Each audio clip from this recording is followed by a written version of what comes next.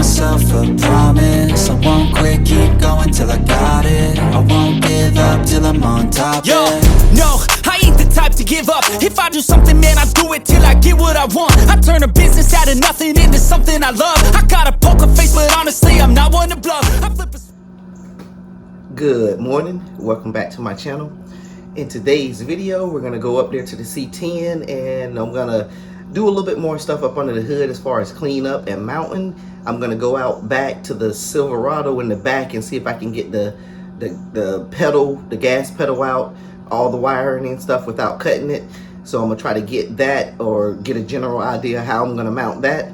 And I might get the radiator bracket in for the bottom of the radiator mount and try to put the radiator in.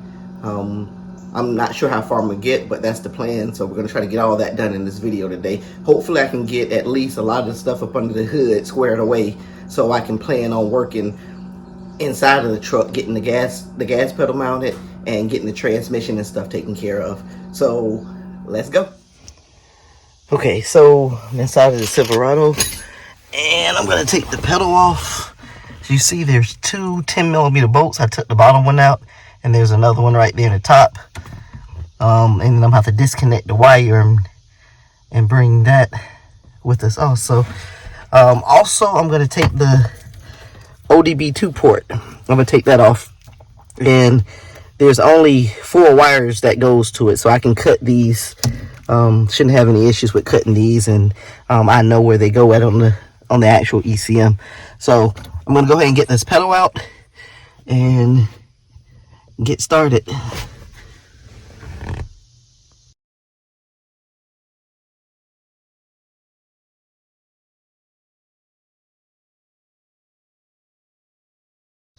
Okay, got the pedal and the ODB2 port.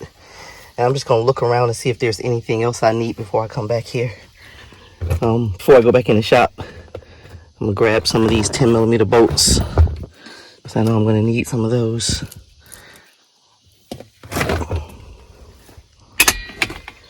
Take a look around up under the hood.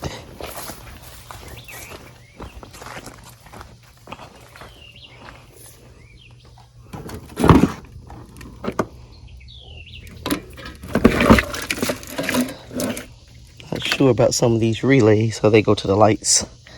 So I'm not gonna need those because I'm using the stock wiring for that. This battery tray, I'm not sure how I'm gonna do that. I don't know if I'm gonna take this tray here off and use it, or use the existing tray, because I know the ECM mounts to this, so it might just be easier for me to fab up something. All right, I'll look at that a little bit later. Let's go back in the shop and take this pedal. Okay, so I got the ECM mount fabbed up. I just took the original mount off the Silverado and I bolted it right here, down into the front of there and to the side of there. And I just got it here. So it mounts up pretty close to its original location. I'm just gonna, I don't have it tightened up because I'm gonna have to take the mount off and spray paint it, but I'll show you how it looks on the stock configuration on the 3500. Looks like that. So it's pretty close to the stock location. I'm pretty similar. I just need to measure the battery to make sure the battery fits in there. So I'll do that real fast, and just like I said, I'm gonna take the bracket back off, spray paint it, and then I'll put it back on, and this part should be done as far as the cleanup of this part. Then I'll have to figure out how to mount the drive-by-wire pedal back there somewhere. So let me get back to it. Okay, so I found this plastic battery tray, and it mounts up against the ECM bracket, and it just needed a mount on this side. So I took a piece of this angle iron, or angle, I think it's aluminum, that's what it is, and I cut it to kind of go up against the side of the truck like that. I'm gonna bolt it up against there, and that way the battery tray can sit in there sturdy and support the weight of a battery. So I'm about to get this mounted in now, and I'll show you once I get it all mounted up. Okay, so I didn't have any paint and I didn't want that to hold me up, so I just went in and finished the battery bracket. You see, I found that battery tray and I put it in there. Like I said before, I got the angle iron or angle aluminum up in there holding this tray right there. So the computer part is done. The ECM part and all the wiring over here is pretty much done. So what I'm gonna do now is, I'm not gonna worry about the tack module just yet. I think I might try to get the condenser in here. So either that or the tack module, I don't know. We'll see. When we come back to the video, you'll see which one I decided to do. Alright, so I decided to remove the gas pedal. So I'm going to go ahead and do that now, and I'll go ahead and time-lapse that so you can see me get up under there. I'm also time-lapsing it because I got the fan running over there, and the audio is probably not going to be very good. So, alright, let's roll the time-lapse.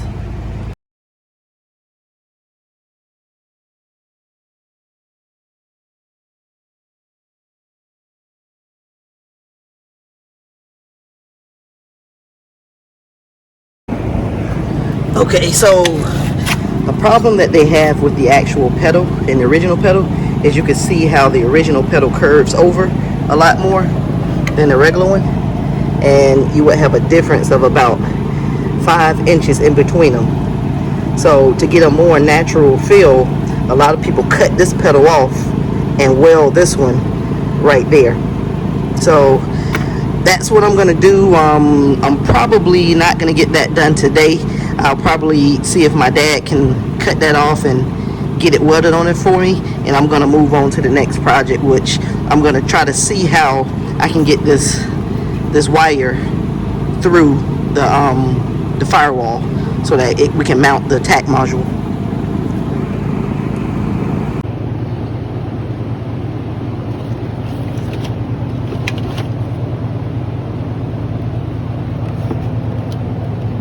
These wires are going into the, looks like, cruise control module. So I'm going to clip these, but I'm going to leave the wires in there because I can probably use the wires for something like the ODB2 sensor, so, or OBD2. Okay, I keep running into obstacles that's trying to stop progress, only because I don't have the things that I need here. So what I did is I pulled the old cruise control module out, as you saw in the video, as you saw earlier, and I cut a hole right in the firewall where the throttle cable came through, and that's where I'm going to pull the drive-by wires through, but I need to get it bigger and I don't have a hole saw. So the reason why I didn't put the radiator in was because I need to have all of that room when I'm connecting the power steering pump. So, and I need a fitting to connect the old the power steering pump, the old lines from the power steering pump to the new power steering pump. So that's why I stopped on that part. So, and now, just like I said, I need a hole saw to continue. So I'm just gonna see what else I can do, since I ran into that, because I can't, there's no way I would be able to fit those wires through that firewall without opening that hole up anymore.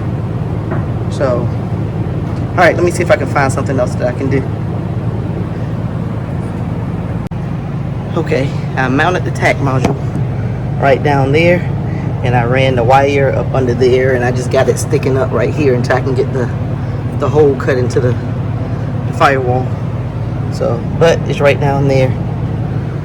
Everything is starting to look a little bit neater, and I'm plugging away at it. So another thing too, let me show you. I went to mount the ODB2 port, and right up under the dash here, I saw just gonna show. Let me get the light. It's not showing.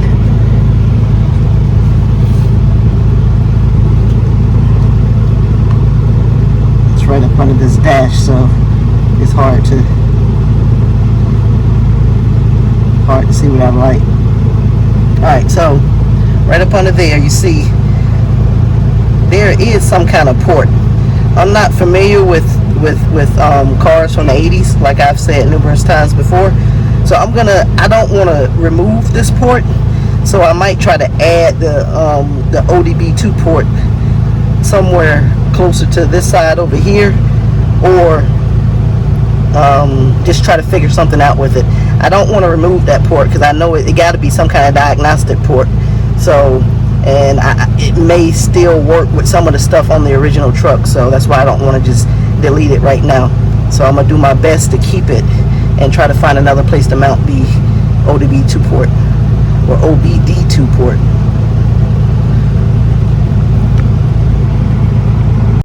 Okay, so finding something else to do since I didn't have the hole saw.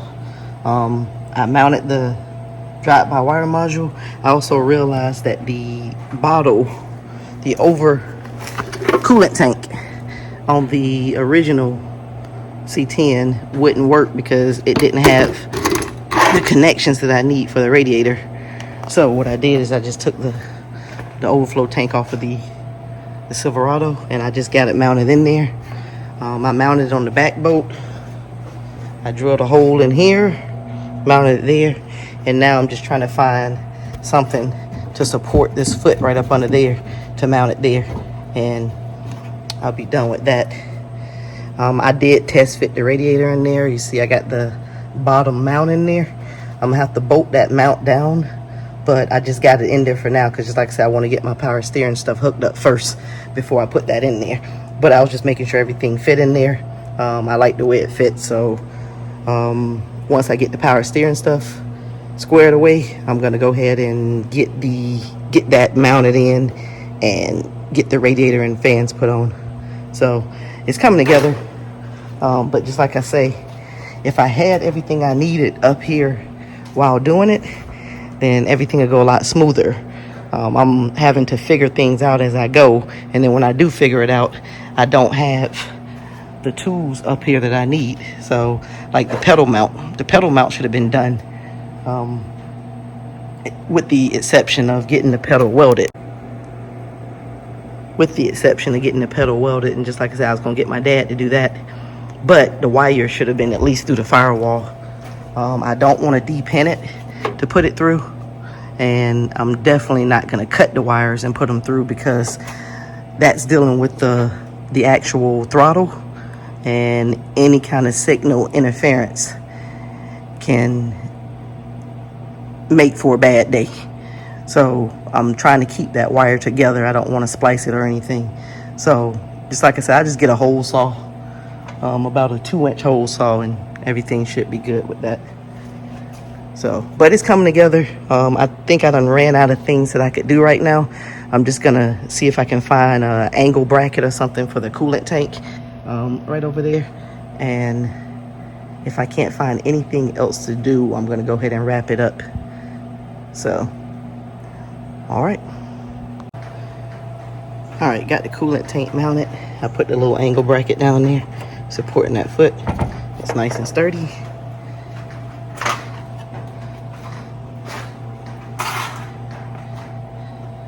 So I connected the low pressure side of the power steering fluid. Just like I said, I just need the fitting. I'm waiting on the fitting to come in for the high pressure side, and I can get that all mounted up. And I think that's all I'm able to do right now.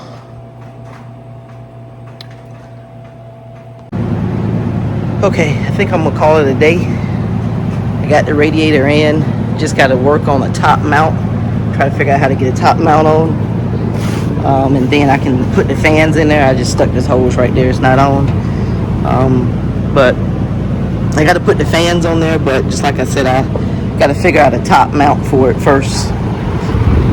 Once I figure out a top mount, then I can put the fans on. But overall, a lot of stuff is coming together.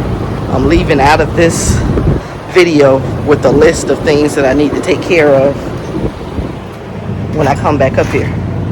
So I know I have to get the hole saw to open that hole up some more so that the drive-by wire can go through it.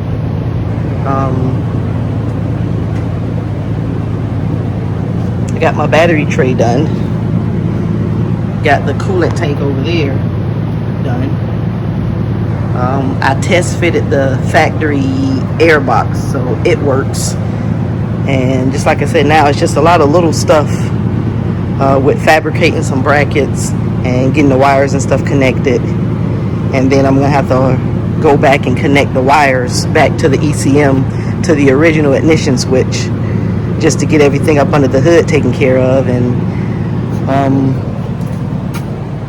I measured the original drive shaft, and it is about 62 inches. So that I think that works, because I measured up under the truck and I came up from the center of the rear end to the